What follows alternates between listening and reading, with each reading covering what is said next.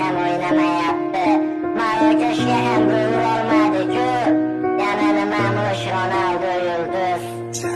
Futbolni ermak uchun o'ynamagan Cristiano, ko'plab yulduzlaring sindi lekin Ronaldo. Balki sen Messiga muxlisdan olmaysan, boshqasini uni qirol deya atab oldin to'pini sanarsan. Ammo qilgan harakating ketadi bil besamar. Ronaldo bo'lmaganda yulduz bo'larmish Benzema. G'iybatin qilib charchashmadi Portugal o'g'lonini, Messiga fanat deyishar Ronaldoning o'g'lini. Har daqiqa har soniyada to'xtamadi, yugurishdan kibrga bo'lmadi do'st, nochorlarga berdi yordam. Ronaldoni yomon deding, kulganing rost ustidan. Unda nega yaxshiliklarini chiqardingiz?